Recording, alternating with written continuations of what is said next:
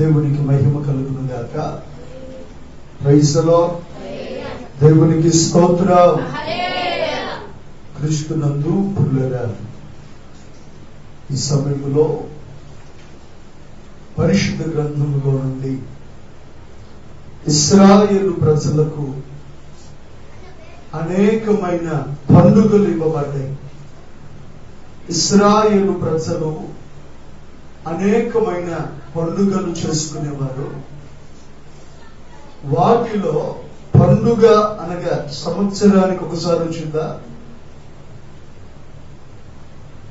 అంతేనా? ఎన్నిసార్లు వస్తుంది సంవత్సరానికి? 2 సార్లు రాదా? 2 సార్లు రాదా? అయితే ఇశ్రాయేలు ప్రజలకు 50 సంవత్సరాలకు పండుగ వస్తుంది.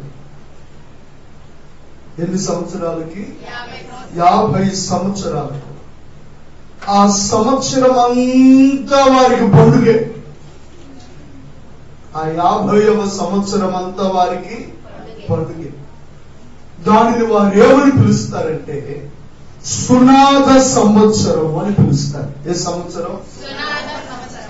ఆ సునాద సంవత్సరాన్ని గురించి ఈ సమయంలో కొన్ని మాటలు లేఖన భాగంలో నుండి మనం ధ్యానం చేద్దాం. ప్రభువు మనతో మాట్లాడునుగాక.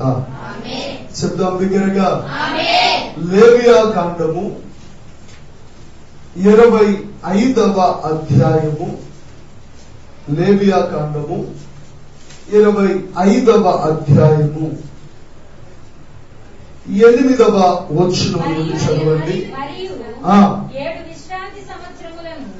మరియు 7 విశ్రాంతి సంవత్సరములను అనగా 7 ఏండ్లు గల సంవత్సరములను లెక్కించవలెను. ఆ 7 విశ్రాంతి సంవత్సరముల కాలము 49 సంవత్సరములకును. 7వ నెల 10వ నాడు మీ స్వదేశమంతటా ప్రాయశ్చిత్తార్థ దినమున మీ దేశమంతటా ఆ శృంగనాదము చేయవలెను.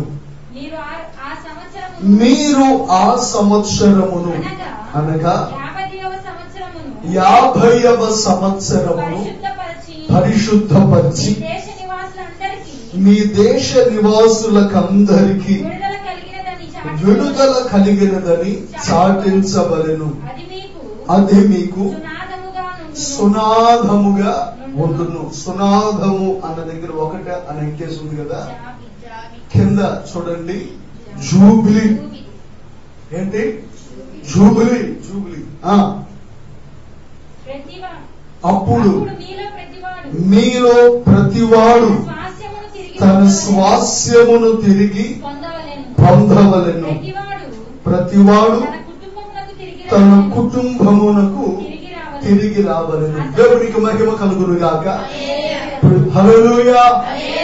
కొద్ది నిమిషాలు శ్రద్ధగా ఈ అధ్యాయంలో ఉన్న సంగతులన్నీ మనం ధ్యానం చేద్దాం. శ్రద్ధగా నా వైపు చూస్తూ ఈ మాటలు వినండి. Praise the Lord. ఇశ్రాయేలు ప్రజలు ప్రతి సంవత్సరము కూడా పంట వేస్తారు. అయితే ప్రతి సంవత్సరం పంట వేసిన తరువాత పాలు తేనెలు ప్రవహించు దేశమునకు వారు అడుగు పెట్టిన వెంటనే ఆకాశము నుండి కురిసే మన్నా కురవటం ఆగిపోయింది. ఇక వారు ఏం చేయాలి?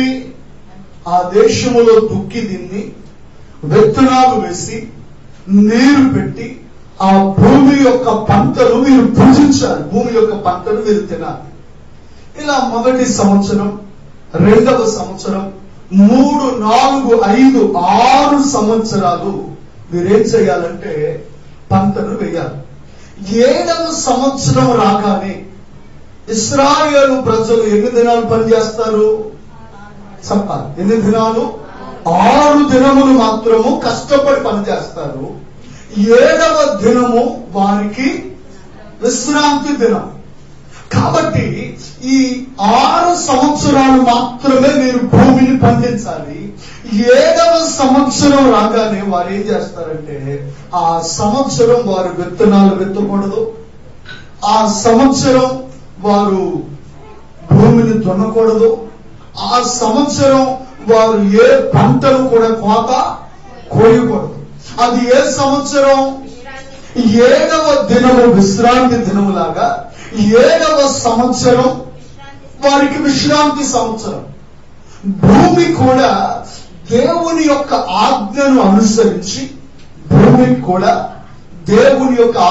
అనుసరించి ఈ విశ్రాంతి సంవత్సరాన్ని భూమి కూడా పాటించాలి.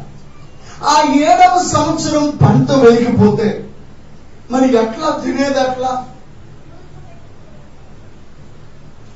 ఇప్పుడు 6వ సంవత్సరం ఏమైనా మిగిలిన పంట ఉందనుకోండి, ఆ సంవత్సరం ఏమైంది? ఆ 7వ సంవత్సరం ఏదో కొద్ది గొప్ప తింటారు. ఇప్పుడు 7వ సంవత్సరం పంట వేయలేదు అనుకోండి, మరి 8వ సంవత్సరానికి వారికి ఏం కావాలి? ఆహారం కావాలి. మరి ఇప్పుడు ఎలా అని అంటే దేవుడు వారికి వాగ్దానం చేశారు, నా మాటను విని మీ 7వ సంవత్సరం ఆ భూమిని అలాగే విడిచిపెట్టేస్తే విత్తనాలు విత్తకుండా, పంట వేయకుండా, కోత కోయకుండా 7వ సంవత్సరం విశ్రాంతి దినం కనుక భూమి కూడా ఏం చేయాలి? విశ్రాంతినివ్వాలి. భూమి కూడా విశ్రాంతి దినాన్ని పాటించాలి అని ఆ పంటను విడిచిపెడితే దేవుడు 6వ సంవత్సరంలోనే ఆ పంటను తీపిస్తాడు. స్తోత్రం చెప్పండి గట్టిగా.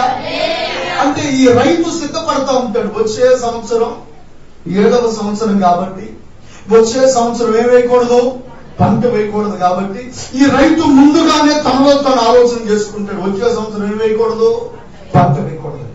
ఆ 6వ సంవత్సరంలోనే దేవుడు వారికి ఎంత ఆశీర్వాదాన్ని ఇస్తాడంటే, ఎవరైతే దేవుని ఆజ్ఞ వరకు ఈ సంవత్సరపు పంటను విడిచిపెట్టేసేయాలి, ఈ సంవత్సరపు లాభాన్ని విడిచిపెట్టేయాలి, ఈ సంవత్సరపు కష్టాన్ని విడిచిపెట్టేయాలి అని, పంట కంటే దేవుని ఆజ్ఞ ఎక్కువ అని ప్రాధాన్యతనిచ్చి 7వ సంవత్సరం వేయకూడదని తీర్మానం చేసుకుంటారో వారికి 6వ సంవత్సరంలోనే 3 సంవత్సరాల పంటలు దేవుడు వారికి ఇస్తారు.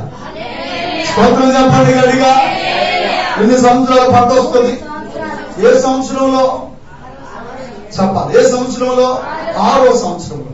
ఇప్పుడు 7వ సంవత్సరం పంటే, 6వ సంవత్సరం పంటే ఏ సంవత్సరం తింటారు? 7వ సంవత్సరంలో తింటారు. ఇప్పుడు 8వ సంవత్సరంలో పంట వేస్తారు. ఆ పంట వేగన వచ్చిందా? రాదు. 8వ సంవత్సరంలో కూడా ఏ పంట తింటారు? 6వ సంవత్సరపు పంటనే తింటారు. ఆ తర్వాత 8వ సంవత్సరం వేసినటువంటి పంట ఎప్పుడు వస్తుంది? 9వ సంవత్సరానికి వస్తుంది. ఈ 9వ సంవత్సరం వచ్చేంత వరకు 7వ సంవత్సరం, 8వ సంవత్సరం, అలాగే 9వ సంవత్సరం, ఇలా 3 సంవత్సరాల పంటను దేవుడు ఎప్పుడు ఇచ్చేశాడు? 6వ సంవత్సరంలోనే ఇచ్చేశాడు. స్తోత్రం కలుగును గాక. ఈ విధంగా ప్రతి సంవత్సరం కూడా, ప్రతి 7వ సంవత్సరం కూడా ఆ భూమి ఏం చేయాలి? అయితే మరి ఆ భూమిలో విత్తనాలు వేయకపోయినా, ఆ భూమిలో పంటను వీరు విత్తకపోయినా, దుక్కి దున్నకపోయినా 7వ సంవత్సరం కూడా భూమి పండుతుంది. 7వ సంవత్సరం కూడా భూమి తనంతట తానే ఏమవుతుంది? పండుతుంది. తనంతట తానే. ఎందుకనంటే 7వ దినం ఏ దినం? ఇంకొక మాట చెప్పండి, యెహోవా ఆ దినాన్ని ఆశీర్వదించి పరిశుద్ధపరిచాడు. అయితే ఆ సంవత్సరం 7వ సంవత్సరం కూడా భూమి తనంతట తానే పండుతుంది. మరి ఈ పండినటువంటి పంటను ప్రజలు ఎవరు ముట్టుకోవడానికి వీల్లేదు, ఇశ్రాయేలీయులు ఎవరు ముట్టుకోవడానికి వీల్లేదు. ఆ సంవత్సరపు పంట ఏం చేస్తారంటే వారి గృహాల్లో పనిచేసే దాసులకు కానీ, వారి గృహాల్లో పనిచేసే దాసీలకు కానీ, జీతగాళ్ళకు కానీ, అలాగే జంతువులకి మేతకు కానీ, ఇలా 7వ సంవత్సరం దాని అంతటా దానే పండుతున్నటువంటి ఏ ఫలాన్ని కూడా మీరు కూర్చుకోవడానికి దేవుడు అనుమతించలేదు. ఆ 7వ సంవత్సరపు పంటంతా ఎవరికి ఇవ్వాలి?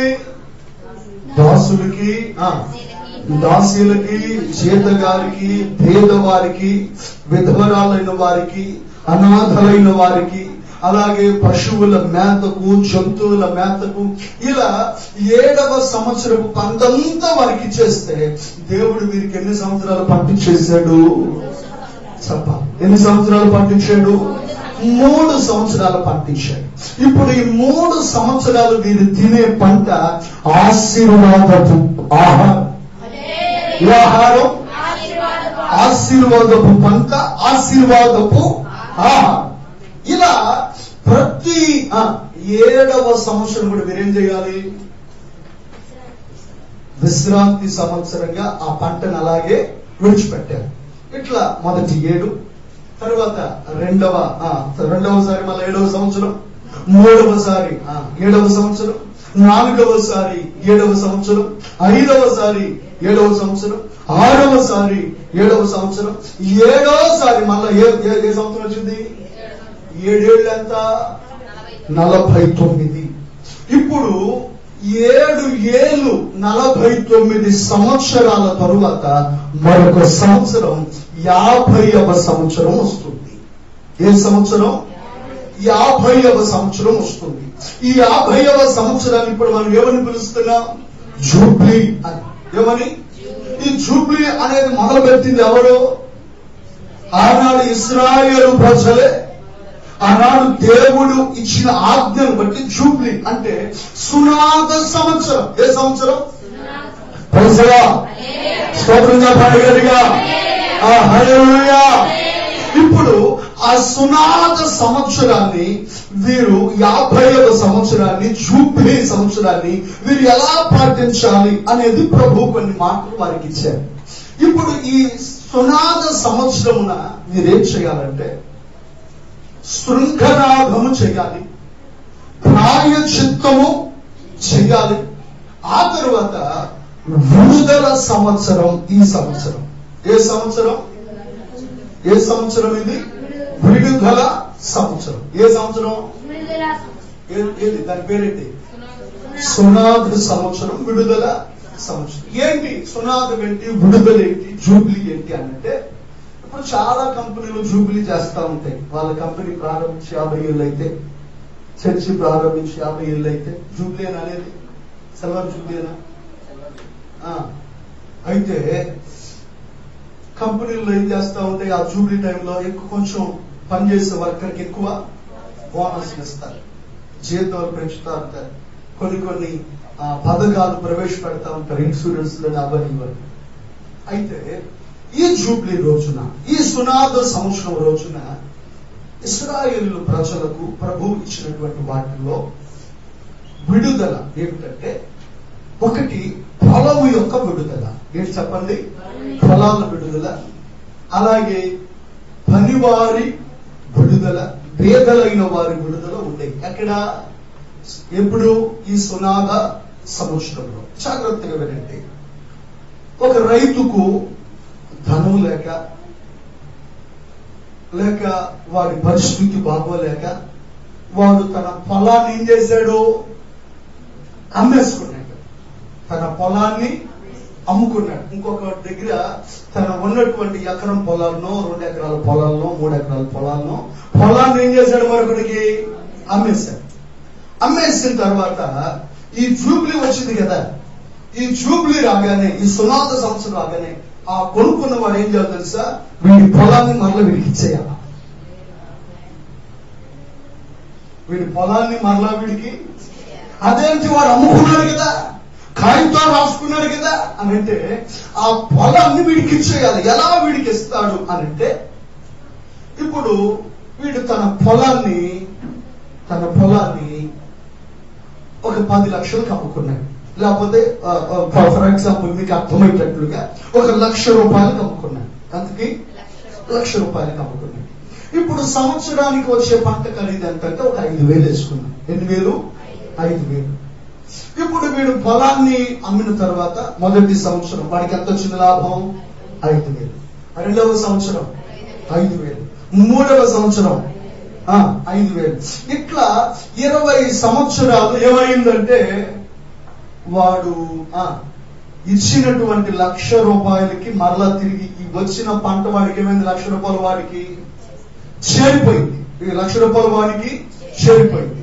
అయితే ఎట్లా కాకుండా ఒకవేళ ₹1,00,000 చేరలేదు అనుకో, 10 సంవత్సరాల పంట మాత్రం వచ్చింది, 50,000 మాత్రం వచ్చినాయి వాడికి. ఇప్పుడు వీడేం చేయాలంటే 50,000 మాత్రం చెల్లించి తన పొలాన్ని మరలా వీడు తిరిగి కొనుక్కోవాలి. ఒకవేళ వాడు ఎక్కువగా లాభం వచ్చింది అనుకో, వీడికి ఏం చేయాలి? ఉచితంగా తిరిగి ఇచ్చేయాలి. ఎందుకంటే ఇశ్రాయేలు ప్రజలలో దేవుడు పొలాన్ని అమ్మిన దేవుడు ఏం చేసేవాడంటే భూమిని మాత్రం అమ్మనిచ్చేవాడు కాదు, పంటను మాత్రమే అమ్ముకోవాలి. అమ్మన్న మాట అర్థమైందా? దేన్ని అమ్ముకోవాలి? ఎందుకనంటే ఇశ్రాయేలు ప్రజలకు యెహోషువ ఏం చేశాడంటే వారికి స్వాస్థ్యముగా ఈ గోత్రానికి ఇది స్వాస్థ్యం, ఈ గోత్రానికి ఇది స్వాస్థ్యం అని వారికి భూభాగాలను పంచిపెట్టింది ఎవరో? దేవుని మాట చొప్పున యెహోషువ వారందరికీ భూభాగాలను పంచిపెట్టాడు. భూభాగాలు పంచిపెట్టినప్పుడు ఆ భూమిని ఎప్పుడు కూడా శాశ్వతంగా వారు విక్రయము చేసేవారు కాదు. దేవుని వాగ్దానం అది. భూమిని ఏం చేయకూడదు?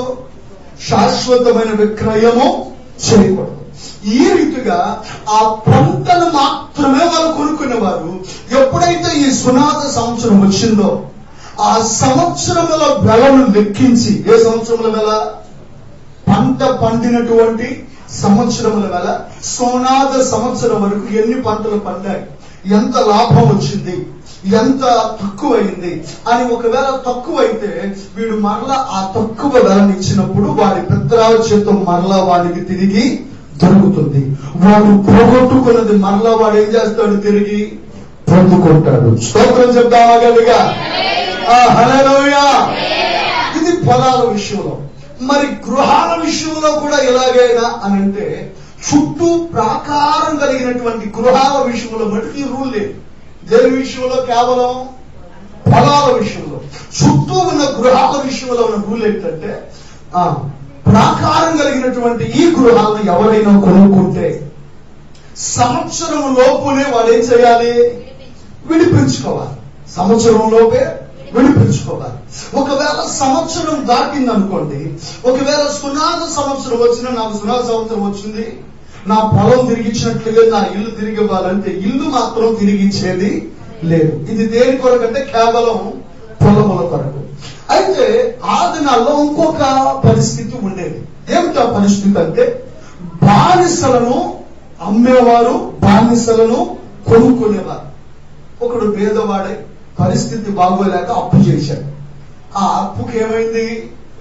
తీర్చలేక భారం అయిపోయి ఆ అప్పు తీర్చడం వరకు తానే వాడు బానిసగా చేసుకున్నాడు. అప్పు తీరేంత వరకు నేను నీ దగ్గర బానిసగా చేస్తాను అని. ఈ విధంగా నేను నీ దగ్గర బానిసగా చేస్తాను అని బానిసగా చేరాక ఇప్పుడు ఏ సంవత్సరం వచ్చింది? సునాద సంవత్సరం వచ్చాక ఇక ఆ సునాద సంవత్సరం నా యజమాని ఏం చేయాలంటే ఇక వీడిని మరలా బానిసగా చేసుకోకూడదు. వాడు చేసిన అప్పులన్నింటినీ క్షమించి, వాడు అప్పటి వరకు ఊడిగం చేశాడు, అప్పటి వరకు కష్టపడ్డాడు, అప్పటి వరకు వీడి గృహంలో వీడి పిల్లలకి ఇంట్లో ఎంతో పని చేశాడు, ఆ పనంతటిని గ్రహించి ఏం చేయాలంటే వాడిని మరలా తిరిగి వాని దేశానికి లేదా వాని స్వాస్యానికి వాడిని పంపించేయాలి. ఇప్పుడు ఈ యజమాని వాడిని విడిచిపెడితే వాడు తన స్వాస్యానికి వెళ్తాడు. అక్కడ తను అమ్మినటువంటి పొలం మళ్ళా ఏమవుతుంది? వీనికి అప్పులు పదవి కదా, ఎవరికి అమ్మేసుకున్నాడు వాడు మళ్ళా పొలాన్ని తిరిగి ఇతనికి ఇచ్చేస్తాడు. అలాగే ఒకవేళ ఇతను కూడా ఏమవుతాడు? విడిపించబడతాడు. ఇతను చేసినటువంటి అప్పులన్నీ కూడా ఏమవుతాయి? క్షమించబడతాయి. ఈ రీతిగా సునాద సంవత్సరం వచ్చినప్పుడు చాలా మంది పొలాలు విడిపించబడేవి, చాలా మంది అప్పులు క్షమించబడేవి. అలాగే చాలా మంది బానిసలే పొందేవారు, విడుదలను పొందేవారు. ఇప్పుడు విడుదలను పొందినటువంటి వీరందరూ కూడా ఏం చేసేవారంటే పొట్టేలు కొమ్ము బోర్లు పట్టుకొని, ఏ బోర్లు? పొట్టేలు కొమ్ము బోర్లు పట్టుకొని వీరు ఏం చేసేవారంటే 7 పొట్టేలు కొమ్ము పోర్లు పట్టుకొని చదవండి. ఒక మాట చదవండి. 23వ అధ్యాయం 27వ వచనం. ఈ 7వ నెల 10వ దినము పాపము నిమిత్తమైన ప్రాయశ్చిత్తార్థ దినము. అందులో మీరు పరిశుద్ధ సంఘముగా కూడవలెను. పరిశుద్ధ సంఘముగా కూడవలెను. మిమ్మును మీరు దుఃఖపరచుకొని యెహోవాకు హోమము చేయవలెను. ఆ దినమున మీరు ఏ పని చేయకూడదు. మీ దేవుడైన యెహోవా సన్నిధిని. ఈ విధంగా ప్రాయశ్చిత్త దినమున వారు ఏం చేసేవారు? పరిశుద్ధ సంఘంగా కూడుకొని తమ్మును తాము దుఃఖపరుచుకొని దేవుని సన్నిధిలో 24 చదవడం. 7వ నెలలో మొదటి దినము విశ్రాంతి దినము. అందులో జ్ఞాపకార్థ శృంగధ్వని మీకు వినినప్పుడు మీరు పరిశుద్ధ సంఘముగా కూడవలెను. ఇది శృంగధ్వని. పొట్టేలు కొమ్ము పోరు పట్టుకున్నప్పుడు వీరు ప్రాయశ్చిత్తంగా కూడుకొని ఏం చేసేవారంటే యెహోవా సన్నిధిలో తమ పాపాలన్నీ ఒప్పుకొని తమ అపరాధములన్నీ ఒప్పుకొని యెహోవాకు హోమంగా చెల్లించి వీరు ఏం పొందుకునేవారంటే తిరిగి తాము ఏదైతే పోగొట్టుకున్నారో, స్వాతంత్రాన్ని పోగొట్టుకొని బానిసలయ్యారో వీరికి సునాద సంవత్సరమున ఏం దొరికేది? తిరిగి మరలా స్వాతంత్రం దొరికేది, స్వతంత్రం. అలాగే వీరు పొలాలు ఏ రీతిగా అయితే అమ్ముకున్నారో, పిత్రార్జితాన్ని స్వాస్యాన్ని అమ్ముకున్నారో అవి మరలా వీరికి తిరిగి దొరికేవి. ఈ విధంగా ఇశ్రాయేలు ప్రజలు ఏం చేసేవారంటే సునాద సంవత్సరాన్ని ఆచరించేవారు. దేవునికి స్తోత్రం కలుగునుగాక. అర్థమైన అందరూ ఒకసారి స్తోత్రం చెప్తారా? హల్లెలూయా. నాకు అర్థం కాలేదన్నా స్తోత్రం చెప్తారా? అందరికి అర్థమైందా? ప్రైజ్లా. అంటే మొత్తం ప్రతి 7 సంవత్సరాలకి ఒక 7. ఏ సంవత్సరం? విశ్రాంతి సంవత్సరం. అలా 7 ఏళ్ళు. 49వ సంవత్సరం తర్వాత వచ్చే 50వ సంవత్సరం సునాద సంవత్సరం. ఈ సునాద సంవత్సరం ఏం పొందేవారు? వారు పొలాలు విడిపించబడేవి, వారి యొక్క బానిసత్వంలో నుండి విడిపించబడేవారు. ఈ రీతిగా మరలా వారు పోగొట్టుకున్నటువంటి స్వతంత్రాన్ని, అలాగే వారు పోగొట్టుకున్న పొలాలను తిరిగి మరలా వారు పొందుకునేవారు. దేవుడు ఇది ఇశ్రాయేలు ప్రజలకు ఇచ్చినటువంటి ఒక నియమ నిబంధన. దేవునికి మహిమ కలుగునుగాక. అయితే ఈ నియమ నిబంధనలో నుండి కొన్ని మాటలు మనం లేఖనంలో చదువుతాం. చూడండి. మొదటి మాట లేవియాకాండం 25వ అధ్యాయం 2వ వచనం.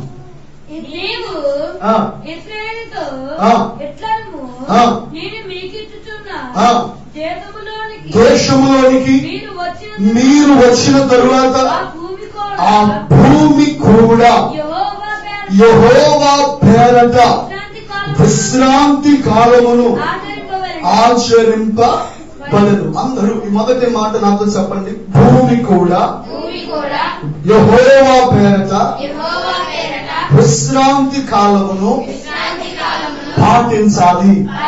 మళ్ళా చెప్పండి. భూమి కూడా దేవుని ఆజ్ఞను పాటించాలి. ఆమేన్. నిజంగా భూమి కూడా ఏం చేస్తుంది? దేవుని యొక్క ఆజ్ఞను పాటిస్తుంది భూమి కూడా. అందుకనే యోబు గ్రంథం 12వ అధ్యాయం 8వ వచనం చదవండి. భూమిని గూర్చి ధ్యానించిన ఎడల అది నీకు బోధించును. నిజంగా యోబు గ్రంథంలో పరిశుద్ధాత్మ దేవుడు జ్ఞాపకం చేస్తున్న ఒక మాట ఏమిటంటే, భూమిని గురించి నువ్వు ధ్యానించు. దేవుడు సృష్టించినటువంటి వాటిని ధ్యానించడం వలన దేవుని యొక్క ఉద్దేశాలు మనం గ్రహించగలుగుతాం. దేవుడు సృష్టించినటువంటి దేవుని చేతి పనిని గురించి మనం ధ్యానించటం వలన, దేవుని యొక్క నియమ నిబంధనలు మనం ధ్యానించటం వలన, దేవుని యొక్క చేతి పనిని గ్రహించటం వలన మనము దేవుని యొక్క సంగతులను మనము గ్రహించగలుగుతాక. ఆమేన్. అయితే ఇప్పుడు ప్రభువు పరిశుద్ధాత్మ దేవుడు జ్ఞాపకం చేస్తున్న ఈ మాట ఏంటంటే, భూమిని నీవు ధ్యానించు. ఒకసారి భూమి వైపు చూడండి. చూడండి సార్, కింద చూడట్ల. ఏమన్నా అర్థమైందా? స్తోత్రం. బండ్లు కనబడుతుంది. ఇంతకు ముందు అంటే పిల్లలు ఆడుకునేవాళ్ళు, ఇందులో మట్టిలో ఆడుకునేవారు, మట్టి కనబడతా ఉండేది, భూమి కనబడతా ఉంది. ఇప్పుడు అసలు ఎక్కడ ఏం కనబడతలా? మట్టిలో నడవడానికి కానీ ఎవరు కూడా ఇష్టపడిన పరిస్థితులు సిటీలో చూస్తా ఉన్నాం. అయితే భూమిని మనం ధ్యానం చేస్తే భూమిలో చాలా సంపదను దేవుడు దాచిపెట్టి ఉంచాడు. ఇప్పుడు బంగారం వచ్చేది ఎందులో నుండి చెప్పాలి? మనం తినే ఆహారం వచ్చేది ఎందులో నుంచి? భూమిలో నుంచి వచ్చేది. అలాగే మన పెట్రోల్ ఎక్కడ వస్తుంది చెప్పాలి? భూమిలో నుండి బయటకు వస్తా ఉంది. అలాగే ఖనిజ సంపద ఎందులో వస్తుంది?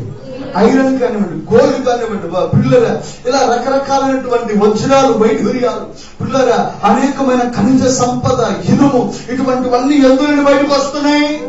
భూమిలో ఉండే సకల సంపదను దేవుడు భూమిలో దాచి ఉంచాడు. ఎవరి కొరకు? మన కొరకే.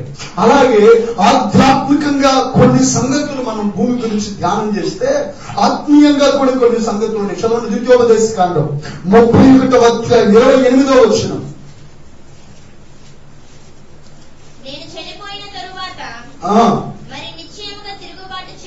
ద్వితీయోపదేశకాండం 31వ అధ్యాయం 28వ వచనం.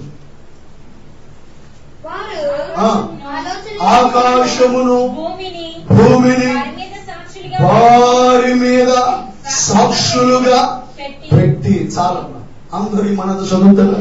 భూమిని వారి మీద సాక్షులుగా పెట్టి.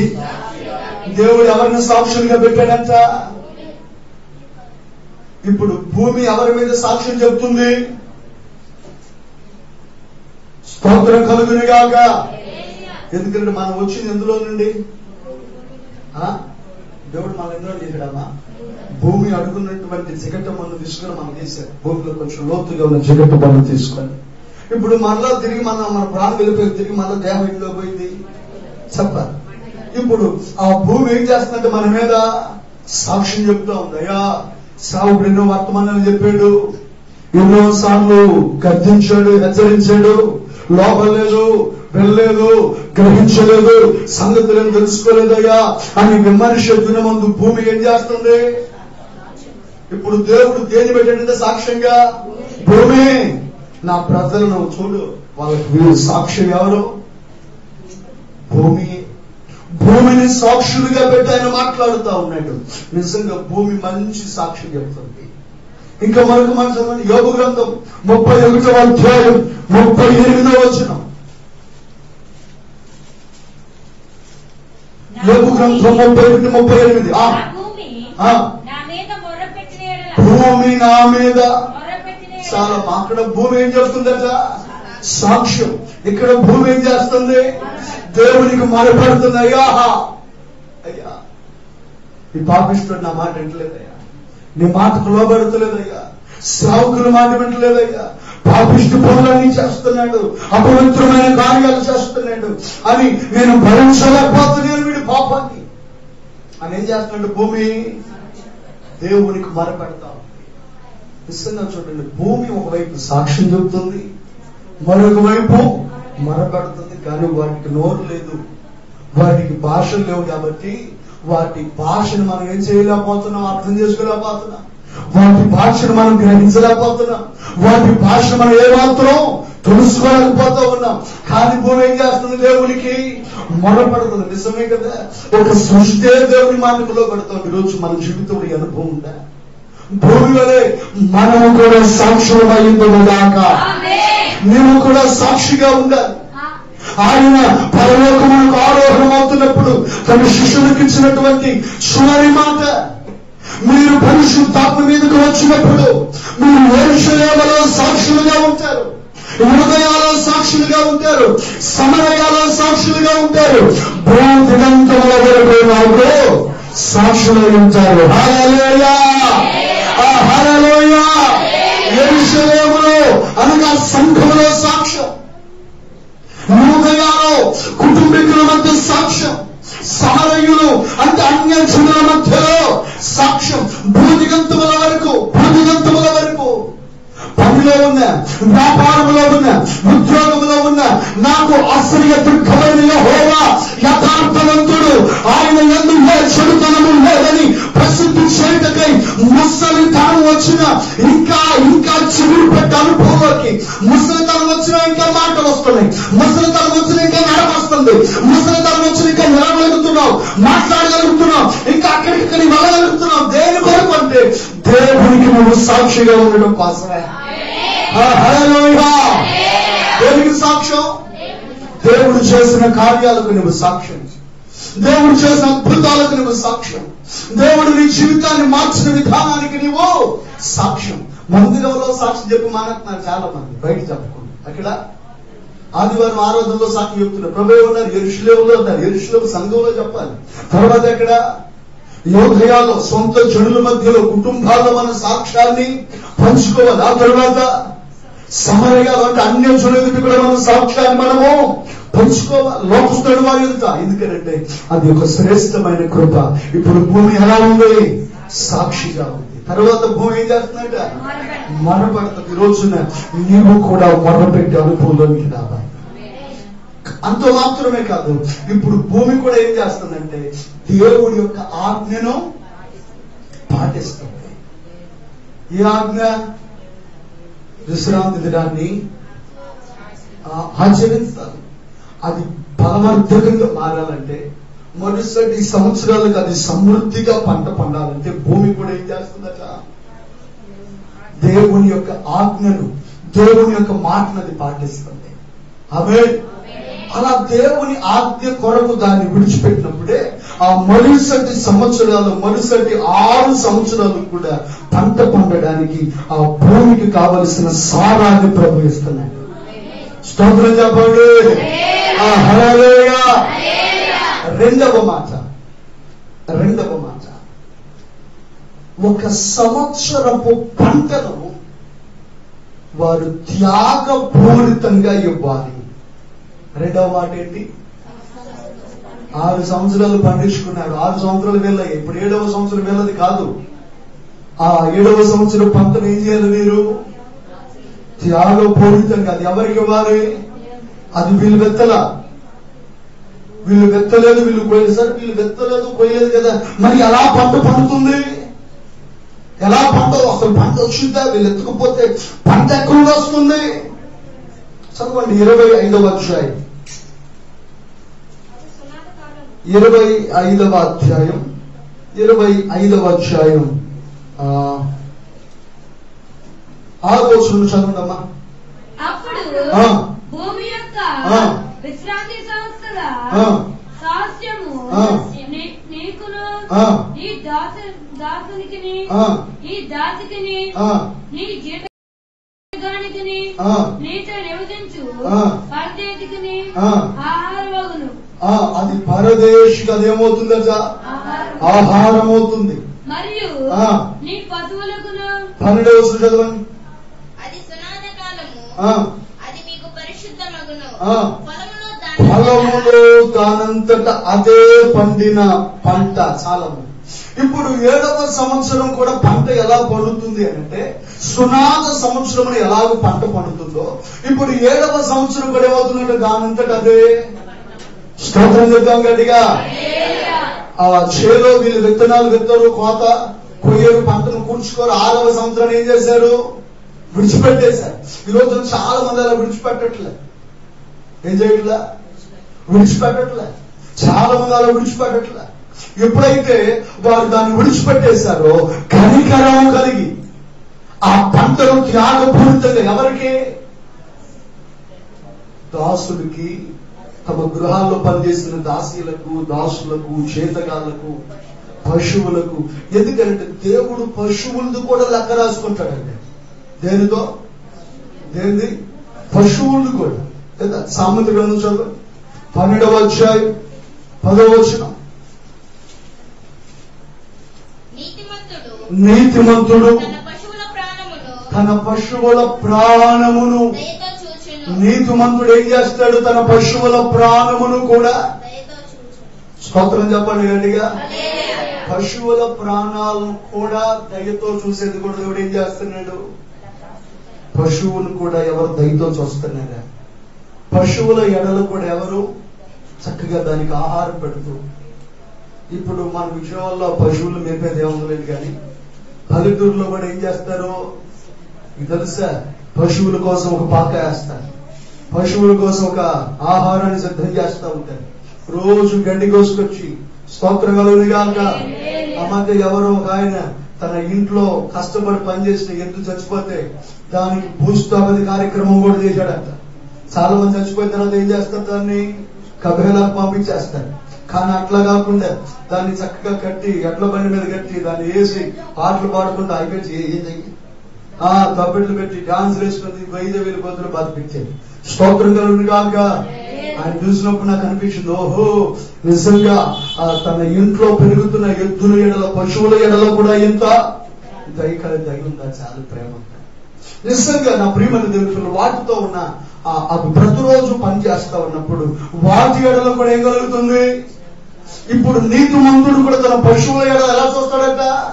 దయ చూపుతాడు. దాన్ని కూడా దేవుడు కౌంట్ చేస్తున్నాడు. అందుకే ఇప్పుడు ఈ ఆహారాన్ని ఏం చేయాలి? దాసులకు ఇవ్వాలి, అలాగే చేతగాళ్ళకి ఇవ్వాలి, పశువులకు మేతగా దాని అంతటిని కూడా విడిచిపెట్టాలి. నిజంగా త్యాగపూరితంగా ఇచ్చే అనుభవం మనకు కావాలి. స్తోత్రం చెప్పండి గట్టిగా. హల్లెలూయా. 6 సంవత్సరాలు మీరు చూసుకున్నారు, 7వ సంవత్సరం తీసుకునేది కాదు, ఇచ్చే సంవత్సరం అదే. ఎప్పుడు తీసుకునే సంవత్సరం కాదు, నీకు కూడా ఇచ్చే సంవత్సరం ఉండాలి. ఏమన్నా రామని చెప్పండి.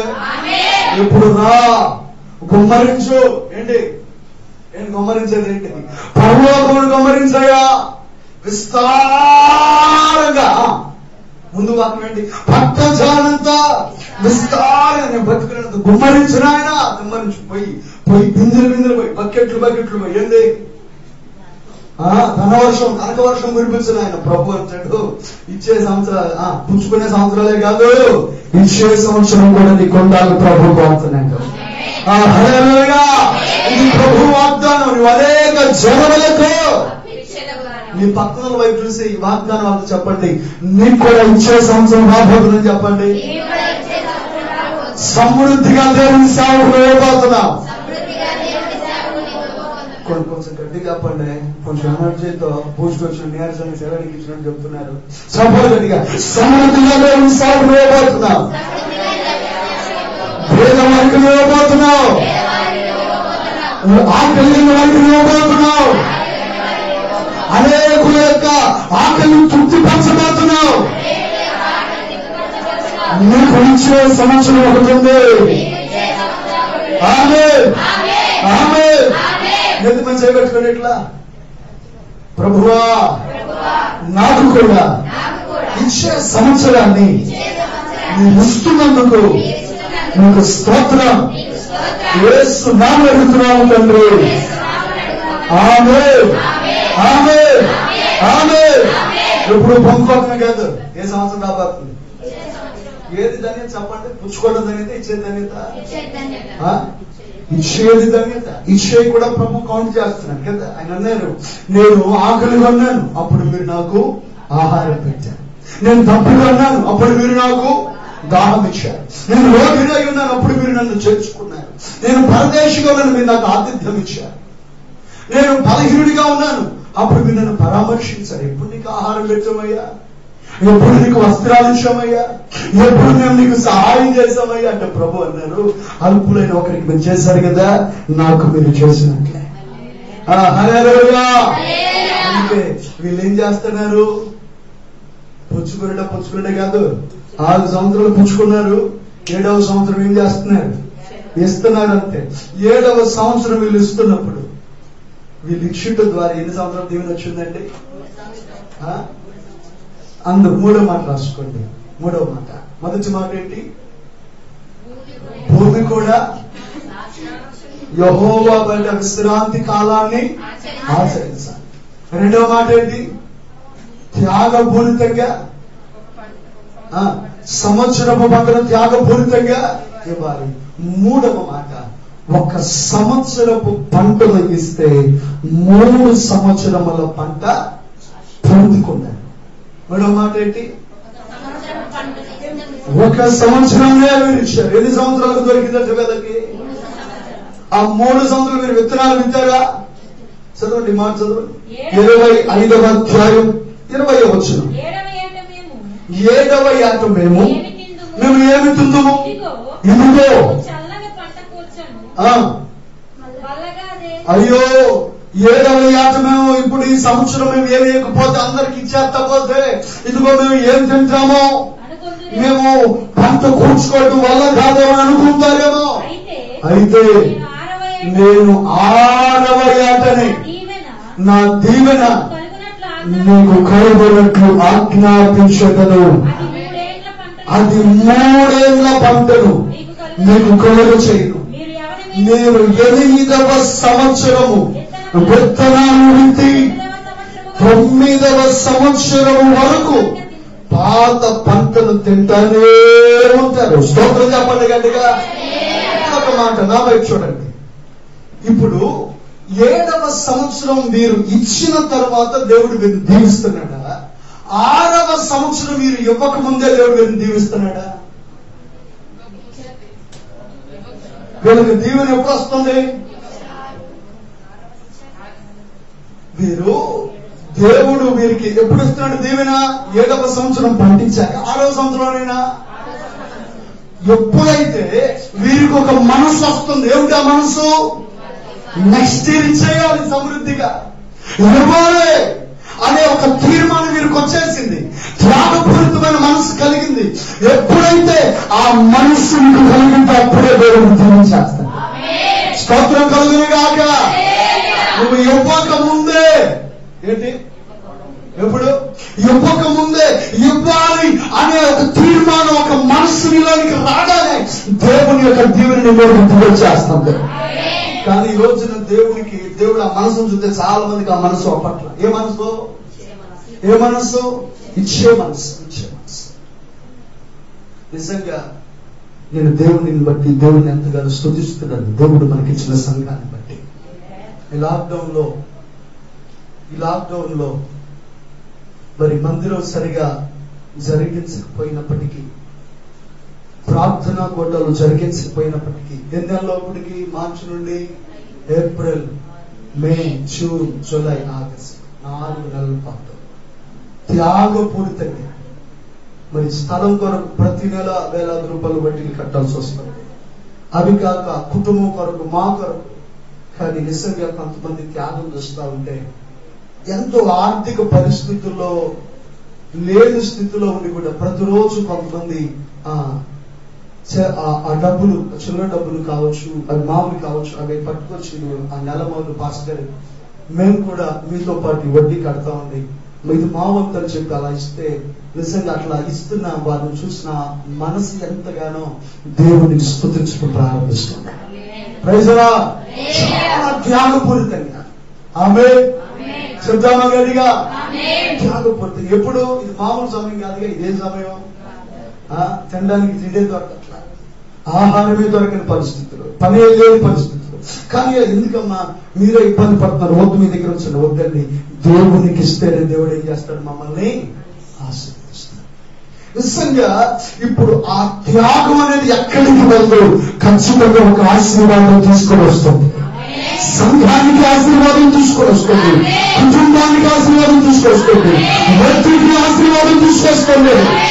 ఆమేన్. శతం గట్టిగా. ఎప్పుడు దేవుడు వాళ్ళని దీవించడం ప్రారంభించాడు? వీరింకా ఇవ్వలేదు, వీరింకా 7వ సంవత్సరం రాలేదు. కానీ ఎప్పుడైతే ఆ మనసు వచ్చేసింది, ఏ మనసు? ఒక తీర్మానం, ఒక నిబంధన. దేవునికి ఇవ్వాలి అనే ఒక నిబంధన, దేవునికి ఇవ్వాలి అనే ఒక నిబంధన, ఇదిగో ఆకలితో ఉన్న వారిని తృప్తిపరచాలి అనే ఒక నిబంధన హృదయంలోకి వచ్చేసిందో, నిజంగా ఆ సంవత్సరం రాకమునిపే దేవుడు దీవించేస్తున్నాడు. ఆ దీవెన ఎన్ని సంవత్సరాలు వచ్చిందంటే వీళ్ళకి? మరలా వీళ్ళకి 7వ సంవత్సరంలో పంటలేదు, వచ్చిందా? ఇప్పుడు ప్రశ్న, మీరు దేవునికి 7వ సంవత్సరం ఇచ్చారు, 8వ సంవత్సరం ఉందా? ఆహారం ఉందా? పంట కూర్చుకునే పని లేదు. 7వ సంవత్సరం వీళ్ళకి ఏం లేదు, సరిగ్గా పంట వచ్చేది. 7వ సంవత్సరం వచ్చేది లేదు. 8వ సంవత్సరం వచ్చేది లేదు. మళ్ళా వీళ్ళకి ఎప్పుడు వస్తుంది? 9లో వస్తుంది. ఎన్నో సంవత్సరంలో? 9వ సంవత్సరంలో. ఇప్పుడు 7న వచ్చేది లేదు, 8న వచ్చేది లేదు, వచ్చేదేమీ లేదు. కానీ తిండి మటుకు తక్కువ కాదు. స్తోత్రం చెప్పండి. ఏంటట వచ్చేదేమీ లేదు, కానీ తిండి మాత్రం తక్కువ కాదు. ఇంకోసారి నాతో చెప్తారు ఇదే మాట. వచ్చేదేమీ లేదండి, తిండి మాత్రం తక్కువ కాలేదు. నిజంగా 7న ఏమి రాట్లా, 7వ సంవత్సరంలో ఏమి రాట్లా, కానీ తిండి తగ్గుతుందా, ఆహారం తగ్గుతుందా? ఎందుకని? దేవుడు చేశాడు. ఇదొక దీవెనండి. వచ్చేదేమి రాకపోయినా సమృద్ధిగా కడుపులో దేవుడు ఆహార పెడతానని చెప్పండి. సింహపు పిల్లలైనా కొనువ కలిగి ఆకలి గోరినా, సింహపు పిల్లలైనా కొనువ కలిగి గోరినా,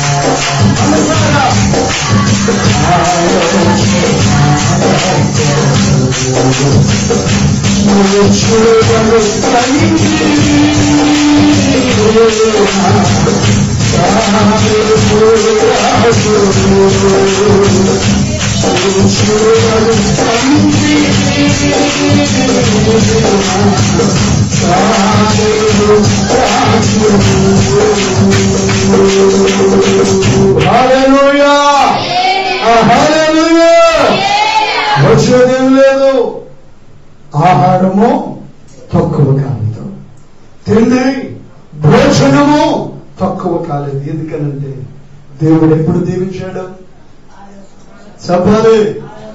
6వ సంవత్సరాలు దీవించాడు. ఆయన అన్నారు, సింహపు పిల్లలైనా ఆకలి జ్వాలమంటిస్తాయో గాని ఆమె యెహోవాను ఆశ్రయించే వారికి ఆయన కొలువుగా వచ్చే దేవుడు కాదు. నమ్మని వారు 2 నిమిషాలు గట్టిగా ఆమె చెప్తారా? హల్లెలూయా చెప్తామా? గట్టిగా చెప్తామా? Hallelujah hallelujah. Praise the Lord. ఆ తర్వాత ఇప్పుడు సంవత్సరాల పంట వచ్చేసింది. ఈ తర్వాత ఎలా 7 ఫస్ట్ 7 సంవత్సరాలు, తర్వాత రెండవ 7 సంవత్సరాలు, తర్వాత మూడవ 7 సంవత్సరాలు, ఇలా 4, 5, 6 ఇప్పుడు 7 ఏళ్ళు ఏమొచ్చింది? 49 వచ్చింది. ఇప్పుడు ఏ సంవత్సరం వస్తుంది? 50వ సంవత్సరం వస్తుంది. ఈ 50వ సంవత్సరం ఇప్పుడు ఎన్ని మాటలు రాసుకున్నారు? 3 మాటలు. 4వ మాట విడుదల సంవత్సరం, జూబ్లీ ఇయర్. స్తోత్ర. ఏ సంవత్సరం అంట? విడుదల సంవత్సరం. ఇప్పుడు ఈ సంవత్సరమున వారు అప్పటి వరకు ఎందులో ఉన్నారు? తమ పొలాలను పోగొట్టుకున్నారు, తమ పొలమును పోగొట్టుకున్నారు, తమ యొక్క స్వాతంత్రాన్ని పోగొట్టుకున్నారు, తమ యొక్క పొలములో వచ్చే భాగాన్ని పోగొట్టుకుని బానిసలుగా బ్రతుకుతున్నారు. ఇప్పుడు 50వ సంవత్సరం సునాద సంవత్సరం రాగానే ప్రభు వీరికి ఏం చేశారంటే గొప్ప విడుదలను ప్రారంభించారు. దాస్యము నుండి విడుదల కలిగింది వీరికి. చూడండి, అప్పు నుండి విడుదల కలుగుతుంది. భూమి అమ్మించబడిన ఆ భూమి మరలా విడుదల పొందుతుంది. ఆమె ప్రభుత్వమైన శ్వాసం మరలా వీరికి దొరుకుతుంది. మరలా 50 సంవత్సరం ఆమె నిజంగా ఆ దినాన 50 సంవత్సరాలకు వారికి విడుదల దొరికేది. విడుదల రావాలి అంటే వారు ఎన్ని సంవత్సరాలు చూసేవారు? 49 సంవత్సరాలు. సునాద సంవత్సరం ఎప్పుడు వస్తుందా? ఆ విడుదల సంవత్సరం ఎప్పుడు వస్తుందా? ఆ విడుదల హితమక్షరం ఎప్పుడు వస్తుందా? ఆ సునాద సంవత్సరం ఎప్పుడు వస్తుందా అని విడుదల కొరకు చూసేవారు. కానీ ఈనాడు ప్రతి దినము కూడా ప్రభువు మనకు ఒక విడుదల సంవత్సరంగా అనుగ్రహించారు. పాత నిబంధన వారికి ఎప్పుడో 50 ఏళ్ళకు వచ్చేది. కానీ ఇప్పుడు దేవుడు మనకేమిచ్చాడు? నువ్వు పాపములకు పశ్చాత్తాపడుతున్నప్పుడు, ఒప్పుకొనుచున్నప్పుడు విడిపించడానికి ఆయన సర్వశక్తి కలిగిన వాడై ఉన్నాడు. చదవండి, యెషయా గ్రంథం ప్రవచన వాక్యం చదవండి. హితవత్సరమును ప్రకటించుటకును. 8వ అధ్యాయం యెషయా గ్రంథం. దీనులకు సువార్త మనం ప్రకటించడానికి యెహోవాను అభిషేకించిన వాక్యంలో 8వ అధ్యాయం 61వ అధ్యాయం 1వ వచనం నుండి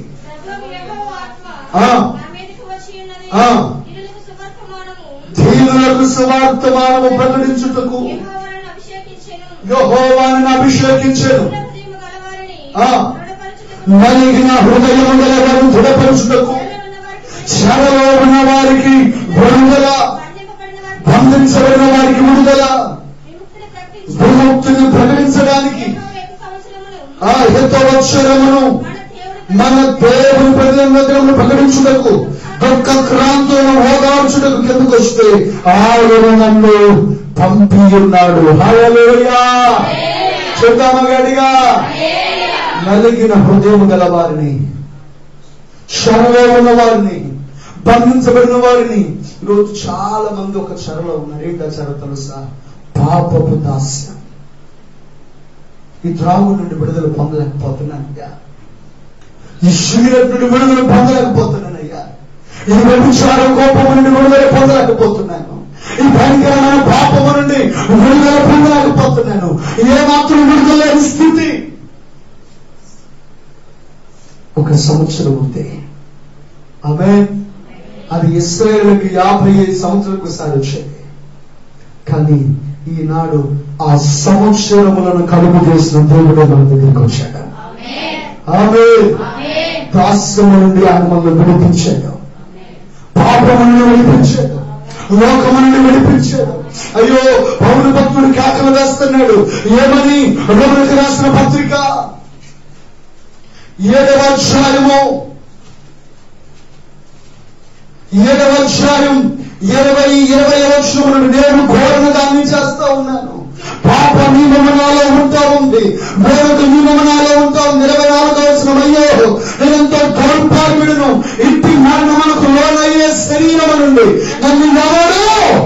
విడిపించును. నన్ను ఎవరు విడిపిస్తారు ఈ మరణము నుండి? నన్ను ఎవరు విడిపించగలరు ఈ దౌర్భాగ్యపు స్థితి నుండి? నన్ను ఎవరు విడిపించగలరు? ఎప్పుడు నాకు విడుదల, ఎప్పుడు నాకు చూపి, ఎప్పుడు నాకు సునామ సంవత్సరం నాకు అప్పుడు ఎప్పుడు విడుదల అంటే వెంటనే విడిపించడానికి 8వ అధ్యాయం 2వ వచనం, క్రీస్తు యేసులో ఉన్న జీవం, పరిశుద్ధాత్మ నియమం, పాప మరణముల నియమముల నుండి మనలను విడిపించింది. హల్లెలూయా. యేసయ్యలో ఉన్న జీవం మనల్ని విడిపించింది. యేసయ్యలో ఉన్న జీవం పాప నియమం నుండి విడిపించింది, మరణ నుండి విడిపించింది, లోకం నుండి విడిపించింది, అపవిత్రతను విడిపించింది, అవిధేయతను విడిపించింది. ఈ విడుదల, ఈ చూపి, ఈ ఒక సునాద సంవత్సరం ఎప్పుడో కాదు. నువ్వు ఎప్పుడైతే అంగీకరిస్తున్నావో, ఎప్పుడైతే దేవుని సన్నిధిలోకి ఆకలిస్తున్నావో ఆయన నిన్ను విడిపించడానికి ఇష్టపడుతున్నాడు. హల్లెలూయా. ఎప్పుడైతే మనం విడిపించబడతామో మనం పోగొట్టుకున్న దాన్ని మరలా మనము పొందుకుంటాం. ఏమవుతామండి? ఇప్పుడు వీడు పొలాన్ని ఏం చేశాడు? పోగొట్టుకున్నాడు. జూబిలీ వచ్చేసింది, సునాద సంవత్సరం వచ్చేసింది. పోగొట్టుకున్న దాన్ని ఏం చేశాడు? మరలా పొందుకున్నాడు. అయితే ఇందులో దేవుడు ఎందుకని ఈ నియమం పెట్టాడు? అసలు ఈ విధంగా 50 సంవత్సరాలకు వాడికి మళ్ళా భూమి అమృతమైంది, మళ్ళా వాడి భూమి మళ్ళా వాడికి తిరిగి ఇచ్చేటువంటి ఎందుకని దేవుడు ఈ నియమం పెట్టాడు తెలుసా? చదవక మాట ఇప్పుడు ఎన్ని మాటలు రాసుకున్నారు? 4వ మాట, 5వ మాట రాసుకోండి. 25వ అధ్యాయం 25, 23 చదవండి. 5వ మాట, భూమిని శాశ్వతముగా ఎంచవద్దు. 5వ మాట ఏంటి? భూమిని శాశ్వతముగా ఎంచవద్దు. ఇప్పుడు పిల్లరా మనం చూస్తున్నప్పుడు ఎందుకని దేవుడు ఈ మాట ఏం చేస్తున్నాడంటే, భూమిని ఎలా ఉంచుకోకూడదట? వాడు కొని ఇది నాది అనుకోవడానికి లేదు. ఈరోజు చాలా మంది లోకం ఏమనుకుంటున్నారు? ఇది నాది, ఇది నాది, ఈ ఇల్లు నాది, ఈ భూమి నాది, స్థలం నాది, శాశ్వతం శాశ్వతం అని. ఇప్పుడు కుటుంబాలు గొడవలు చేయన్ని ఇందుకే. ఎందుకోసం? ఇంటి తగాదాలు, భూ తగాదాలు. స్తోత్రం కలుగును గాక. 10 ఇళ్ళు ఉన్నోడి కంటే ఒక్క ఇల్లు ఉన్నోడికి ఎక్కువ తగాదా. ఎందుకని? నాకు అంత వాట వచ్చింది, నాకు అంత వాట వచ్చింది, నాకు అంత వాట వచ్చింది.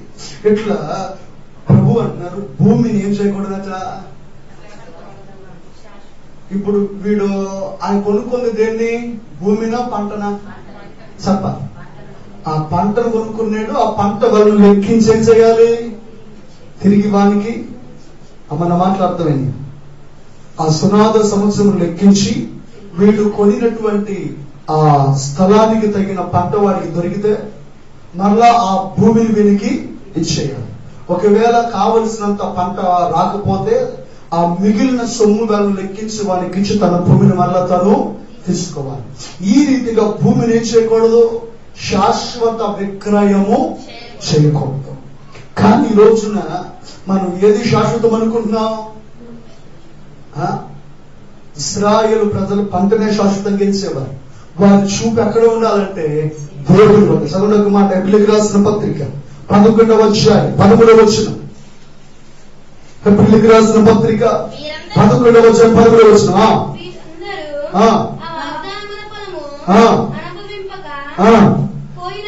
దూరము నుండి చూచి వందనము చేసి తాము భూమి మీద పరదేశులమును యాత్రికులమై ఉన్నామని ఒప్పుకొని విశ్వాసము గలవారై మృతి పొందిరి. హల్లెలూయా. మీరు ఎలా ఉన్నారట?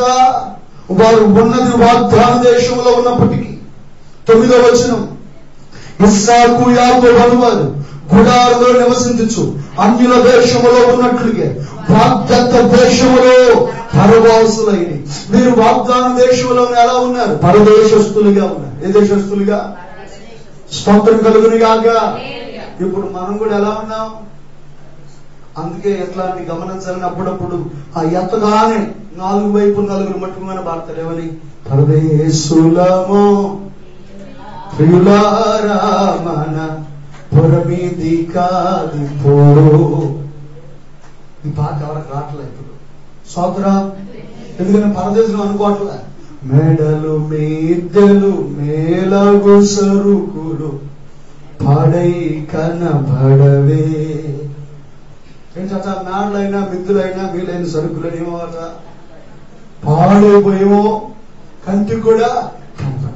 నిజంగా భూమిని ఏం చేయకూడదు? శాశ్వతంగా లోకాన్ని శాశ్వతం అనుకుని చాలా మంది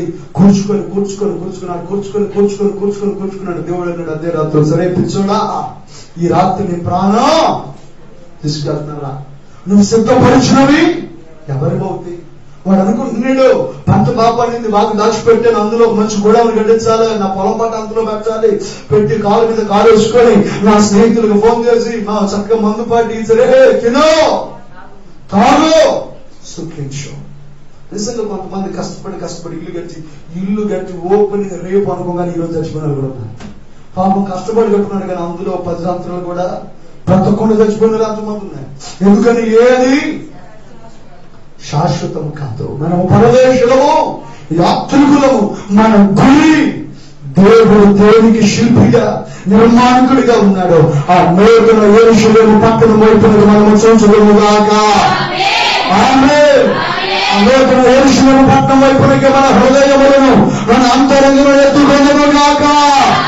చేద్దాం దగ్గరగా. ఆమేన్. అయితే విడుదల పొందిన తరువాత, వీరి పొలాలు వీరి స్థలాలు మనలో పొందుకున్న తర్వాత, శాశ్వతం కాదని వారు గుర్తించిన తర్వాత, చివరి మాట ఇప్పుడు ఎన్ని మాటలు రాశారు? 6వ మాట, శృంగనాదము చేయుట. 6వ మాట ఏంటి? శృంగనాదము చేయుట. ఏ నాదము అనగా వారు పొట్టేలు కొమ్ము బోరలు పట్టుకొని ఆ బోరలు ఊదేవారు. ఊదినప్పుడు ఎందుకంటే మనం చదువుకున్నాం కదా, ఆ దినమున వారందరూ కూడా ఏం చేసేవారంటే, ఒకటి శృంఖనాదం అనగా మొదటిది పశ్చాత్తాపం, రెండవది దుఃఖం, మూడవది పరిశుద్ధత. ఆ బోర్లలో కూడుకొని వెంటనే, ఊదుతున్న వెంటనే పరిశుద్ధ సంఘంగా వీళ్ళందరూ ఏం చేసేవారు? కూడుకునేవారు. కూడుకొని ఆ స్థలంలో మీరు ఏం చేసేవారంటే, తాము పొందినటువంటి బాధలను తలంచి, తాము ఏ విషయాల్లో అయితే పొరపాటు చేశారో, ఏ విషయాలైతే అపరాధం చేసి స్వాస్యాన్ని పోగొట్టుకున్నారో, పాపమును చేసి దేవుడిచ్చిన దేవుని పోగొట్టుకున్నారు, దేవుని ఆజ్ఞను పాటించలేకపోయారు, వాటన్నిటి నిమిత్తం ఏం చేసేవారు? ప్రాయశ్చిత్తం చేసేవారు, పశ్చాత్తాపడుతూ ఉండేవారు. హల్లెలూయా. దేవునికి హోమముగా ప్రాయశ్చిత్తం చేసేవారు. ప్రాయశ్చిత్తం చేసి తాము చేసిన వాటిని బట్టి ఏం చేసేవారంటే పశ్చాత్తాపడేవారు. తమ ప్రతి పాపాన్ని ఒప్పుకొని దుఃఖించేవారు, ఏడ్చేవారు. ఇలా దుఃఖము ద్వారా రక్షణార్థమైన మారు మనసు పరిశుద్ధతను పొందుకునేవారు. ఈ రీతిగా ఇశ్రాయేలు ప్రజలు ఏ సంవత్సరాన్ని ఆచరించేవారు? సునాద సంవత్సరమును ఆచరించేవారు. ఆమేన్. ఆనాడు వారికి సునాద సంవత్సరం ఎన్ని సంవత్సరాలకు? 49 తర్వాత 50వ సంవత్సరానికి వచ్చింది. కానీ ఈనాడు మనకు మన విమోచకుడు మన మధ్యలో ఉన్నాడు. Praise the Lord. కాబట్టి మనం ఏం చేయాలంటే, భూమి ఏ రీతిగా దేవుని ఆజ్ఞను పాటిస్తుందో నీవు నేను కూడా ఏం చేయాలి? దేవుని ఆజ్ఞను పాటించాలి. అలాగే ఆ 1 సంవత్సరపు పంటను త్యాగపూర్తిగా ఎలా ఇచ్చేవారో అలాగే మనం కూడా దేవుని కొరకు మన కష్టాన్ని, మన ప్రయాసం ఏం చేయాలి? త్యాగపూరితంగా ఇవ్వగలగాలి. ఇస్తే నాకు అట్లా అనుకోకూడదు. దేవుడు ఇచ్చాక దీవించడం కాదు, ఇచ్చే మనస్సు నిజంగా నీకు ఎప్పుడైతే కలిగిందో అప్పుడు అంతకు ముందే దేవుడు నిన్ను ఏం చేస్తున్నాడు? దీవిస్తున్నాడు. ఏం చేస్తున్నాడు?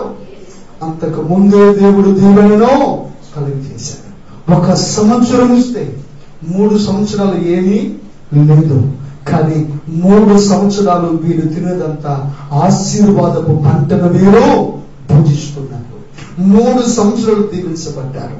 అలాగే విడుదల సంవత్సరం, గొప్ప విడుదల, పోగొట్టుకున్న దాన్ని వీరు పొందుకున్నారు. దాస్యము నుండి విడుదల దొరికింది. పోగొట్టుకున్న పొలాన్ని, స్థలాన్ని మరలా తిరిగి మీరు పొందుకున్నారు. ఆ తరువాత భూమిని శాశ్వతంగా ఎంచకూడదు, ఏం చేయకూడదు? శాశ్వతంగా ఉంచకూడదు. చివరిగా శృంగనాదం అనగా ప్రాయశ్చిత్తం చేయాలి, పశ్చాత్తాపడాలి, దుఃఖపడాలి, పరిశుద్ధపరచుకోవాలి. ఇది దేవుడు వారికి ఇచ్చిన నియమం.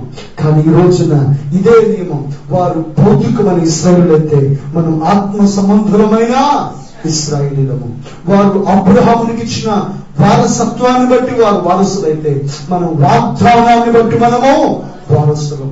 కనుక మన జీవితంలో కూడా అనుభవాలు ఉన్నాయా? దేవుని ఆజ్ఞను మనం పాటించగలుగుతున్నామా? త్యాగపూరితమైన విశ్వాసంతో ఇచ్చే అనుభవం మనకుందా? ఒక తీర్మానం చేద్దాం. మోకరించండి, ప్రభుతో నిబంధన చేద్దాం, ప్రభుతో తీర్మానం చేద్దాం. దేవా, ఒక్కసారి జ్ఞాపకం చేసుకోయా. సునాద సంవత్సరపు అనుభవాలు మనకు కావాలి. ఈ సునాద సంవత్సరపు అనుభవాలు మనం కలిగి ఉండాలి. ప్రభుతో నిబంధన చేద్దామా? దేవా, ఇచ్చే ఆ త్యాగపూరితమైన మనస్సును మాకు దయచేయండి ప్రభువా. అడుగుదామా ప్రభు పాదాలు చెంత, వేడుకుందామా ప్రభు పాదాలు చెంత. యేసయ్యా, కనికరించండి నా ప్రభువా, నా దేవా. ప్రభు వైపుకు చూద్దాం. Thank you Lord, thank you master. యేసయ్యా, స్తోత్రం. తీర్మానం చేద్దాం, తీర్మానం చేద్దాం. విషయంలో ప్రభువా, ఈ అనుభవాలు నాకు దయచేయండి. ఒక నిబంధన చేద్దాం, హృదయపూర్వకంగా ప్రభుత్వం ఒక నిబంధన చేద్దాం. దేవా, నీకు స్తోత్రం అయ్యా, స్తోత్రం. నిబంధన పూర్వకంగా ప్రభుత్వం అందరు కూడా ఒక్కరు కూడా మౌనంగా ఉండదయ్యా. నిజంగా నీ ఆశీర్వాదం, ఆ సునాద అనుభవాలు నాకు కావాలన్నా, ఆ విడుదల నేను కూడా పొందాలి, ఆశీర్వాదం నేను కూడా పొందాలి. నిజంగా నీ ఆజ్ఞను పాటించలేకపోతున్నానేమో. ఇదిగో మనకు ఇవ్వబడిన ఈ ఆదివారపు ఆరాధన ఆజ్ఞను మనం విడిచిపెట్టేస్తున్నాం. ఆదివారపు ఆరాధన తృణముగా ఉంచుతున్నామేమో. ఆ భూమి ఆ విశ్రాంతి దినాన్ని పాటిస్తే సంవత్సరాల పంట పొందుతుంది. రోజు మనం కూడా ఆదివారపు ఆరాధన అనుభవాలు నేర్చుకుంటేనే సంవత్సరపు ఆశీర్వాదాలు మనం పొందగలుగుతాం. ప్రార్థిద్దాం. సమయంలో ప్రభుని వేడుకుందాం. ప్రార్థించాం, ప్రార్థిద్దామా ప్రభు పాదాలు చెందాం. పరిశుద్ధుడ, మహోన్నతుడ, దేవానికి స్తోత్రములు ప్రభువా. ఘనమైన ఉన్నతమైన అతి పరిశుద్ధమైన నామాన్ని బట్టి నీకు వేలాది స్తుతులు స్తోత్రములు చెల్లించుకుంటున్నాము తండ్రి.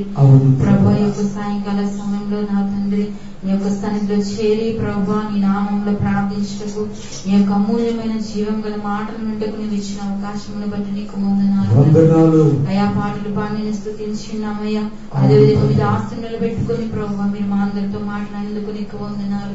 నిజముగా ప్రభు, ఆనాడు భూమిని యొక్క తండ్రి, ఆనాడే కాదు ప్రభు, ఇప్పటికీ కూడా తండ్రి భూమిని మాట విలిచింది ప్రభు. అయ్యా, నీ ఆజ్ఞ ప్రకారము తండ్రి, నీ ఆజ్ఞకు లోబడిచ్చినది తండ్రి. అట్టి మనసును మాకును దయచేయండి ప్రభు. నిజముగా ప్రభు, నీవు విశ్రాంతి దినమును పరిశుద్ధముగా ఆచరించమని చెప్పి ఉన్నావు ప్రభు. 6 దినములు మీరు కష్టపడి పని చేసుకుని వాళ్ళను, 7వ దినమును మీరు నా సన్నిధి కనపడాలని నువ్వు చెప్పి ఉన్నావు ప్రభు. అయ్యా, నీ ఆజ్ఞను మేము మీరిపోతున్నామేమో దయతో క్షమించండి ప్రభు. అయ్యా, నీ ఆజ్ఞల ప్రకారం నడిచే భాగ్యమును మాకు ఇవ్వండి ప్రభు. అయ్యా, నీ ఆజ్ఞల బాటలు నడిచే కృపను మాకు దయచేయండి. అయ్యా, త్యాగపూరితమైన మనస్సును మాకు ఇవ్వండి ప్రభు. అయ్యా, ఇతరులకు తండ్రి ఇచ్చే మనస్సును మాకు దయచేయండి ప్రభు. అయ్యా, మేము ఎల్లప్పుడూ పుచ్చుకుంటే కాదు కానీ ప్రభు, అయ్యా ఇతరులకు తండ్రి పెట్టే మనస్తత్వం కూడా కలిగి ఉండకు సహాయం చేయండి. పరిశుద్ధాత్మదేవా నీకు స్తోత్రములు తండ్రి. అయ్యా, నిజంగా భూమి సాక్ష్యము చెప్పుచున్నది ప్రభు. అయ్యా, మేము కూడా నీకు సాక్షులమై ఉండాలి నా తండ్రి. అయ్యా, నీకు సాక్షులుగా మేము నిలబడినట్లు సహాయం చేయండి. అయ్యా, సంఘములోను ప్రభు, కుటుంబంలోను, సమాజంలోను, అన్ని జిల్లా మధ్యలో ప్రభు, అయ్యా నీకు సాక్షులుగా నిలబడే కృపను మాకు దయచేయండి. అయ్యా, నీకు మొరపెట్టే కృపను మాకు దయచేయండి ప్రభు. అయ్యా, ప్రాయచిత్తము తండ్రి, ప్రాయచిత్తము కలిగి తండ్రి, అయ్యా పరిశుద్ధంగా తన నిస్సంలో కూడే కృపను మాకు దయచేయండి. అయ్యా, దుఃఖం పట్టుకుని ప్రభు, అయ్యా దుఃఖముతో కన్నీటితో ప్రార్థించే ఆత్మను మాకు దయచేయండి ప్రభు. ప్రభా.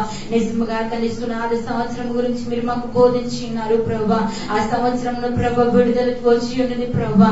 అయ్యా ఇది నాన్న ప్రభా నువ్వు మాకు ఎంతగానో ప్రభా మా పాపం నుండి శాపం నుండి ఎంతగానో విడిపించినావు తండ్రి. అయినా మరలా పాపం అని ఊపిరి పడిపోయి ప్రభా అయ్యా కొట్టుకొని పోతున్న అనేక మంది ప్రభా విడుదల లేక ప్రభా ఎంతగానో ప్రభా అయ్యా పాపపు స్థితిలో ఉండి ఉన్న వారు ఉన్నారు తండ్రి. అటు వారందరికీ విడుదల దయచేయండి ప్రభా. ఎవరైతే తండ్రి నీ తట్టు తిరిగి ప్రభా అయ్యా నీ వైపు చూస్తూ విడుదల కొరకు ఆశపడుతున్నారో ప్రభా అయ్యా ప్రతి ఒక్కరికి విడుదల దయచేయండి నా తండ్రి. అయ్యా విడుదల దయచేయండి నా తండ్రి. నలిగిన వారికి విడుదల దయచేయండి ప్రభా. అయ్యా చెరలో ఉన్న వారికి విడుదల దయచేయండి ప్రభా. అయ్యా నీకు వందనాలు, నీకు స్తోత్రములు తండ్రి. అయ్యా నువ్వు మాతో మాట్లాడిన ప్రతి మాటని బట్టి నీకు వందనాలు ప్రభా. అయ్యా సునాదము చేసే కృపను మాకు దయచేయండి ప్రభా. అయ్యా సునాద సంవత్సరంలో ఇశ్రాయేలు ప్రజలు ఏ రీతిగా ఆచరించి ఉన్నారో ప్రభా మేము కూడా తండ్రి అదే విధంగా ఆత్మీయ పరంగా అనుసరించినట్లుగా సహాయం చేయండి. పరిశుద్ధ ఆత్మదేవుని ప్రతి మాట నీరు కట్టి ఫలింపచేయండి తండ్రి. అయ్యా చేరి వచ్చిన ప్రతి బిడ్డను కూడా మీరు దీవించండి, ఆశీర్వదించండి. నీ బిడ్డ కుటుంబాలు కూడా మీరు భద్రపరచండి. అయ్యా ప్రతి బిడ్డ చుట్టూ కూడా నీ కంచి వేయండి ప్రభా. ఎంతమంది అయితే నీ మాటలు వింటున్నారో ప్రతి ఒక్కరు హృదయాల్లో కూడా ప్రభా ఈ యొక్క ఆత్మ కార్యములు జరిగించమని యేసుక్రీస్తు నామములో అడిగి వేడుకొంచున్నాము తండ్రి. ఆమేన్. దేవుని యొక్క ప్రేమయు ప్రభువైన యేసుక్రీస్తు కృపయు పరిశుద్ధాత్మ యొక్క అన్యోన్య సహవాసం ఇప్పుడు ఎల్లప్పుడూ సదాకాలము సకల పరిశుద్ధులకు కూడిన బిడ్డలకు బిడ్డల కుటుంబాలకు తోడును గాక. ఆమేన్. యేసు రక్తమే ప్రభు యేసు రక్తమే ప్రభు యేసు నామానికి సంపూర్ణ విజయం కలుగును గాక. ఆమేన్. అందరికీ వందనాలు.